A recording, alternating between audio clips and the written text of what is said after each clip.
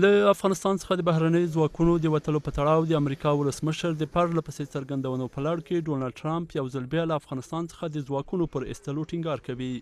ولسمشر ټرمپ چې په سپینه ماڼۍ کې خبري کنفرانس ته وینا کوله د یوې پوښتنې په ځواب کې کابل او ننګرهار کې وروستیو بریدونو په تړاو وویل چې نور باید د افغانستان حکومت د دې بریدونو د مخنیوي وړتیا پیدا کړي. ټرمپ وایي امریکایي ځواکونه کلونه کېږي افغانستان کې د پولیسو دنده ترسره کوي، خو اوس د دې وخت دی چې افغان حکومت او افغانان د خپل هیواد د ساتنې توان پیدا کړي. Look, Afghanistan, we've been there for many years. We're like a police force. افغانستان کې زموږ دنده نوره ختمه ده. اوس د افغان حکومت او افغانانو دنده ده څو د خپل ځان ساتنې او ترهګرو پر وړاندې مبارزې برخه کې اقدامات وکړي او دا وړتیا پیدا کړي. موږ کلونه افغانستان کې وو، نشو کولی د پولیسو دنده پر مخ یوسو.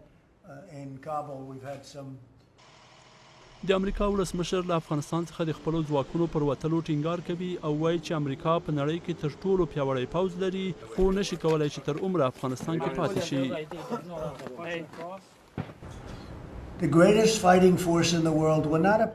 کابل کې د وروستیو چاودنو په اړه راپورونه موږ ته رسیدلي دي. موږ د نړۍ په کچه پیاوړی پوځ لرو، خو دا په دې معنا نه ده چې په افغانستان کې به پاتې کیږي او تر پایه به هلته د پولیسو دنده پر مخ وړو. نور باید افغان حکومت د ځان لپاره یو څه وکړي. له دې سره په ورته وخت کې د متحده ایالاتو دفاع وزیر مارک اسپیر پر خپله ټویټر پاڼه کابل او ننګرهار کې د وړمې ورځې بریدونه غندلي او ویلي دي چې افغانستان کې د دایمي سولې لپاره خپلې هڅې جاري ساتي. زه د پرون ورځې خونړي بریدونه چې له امله یې ملکي کسان ووژل شول غندم. د سولې برخه کې پر خپلو تعهداتو ولاړ یو او د دایمي سولې لپاره هڅې جاري ساتو.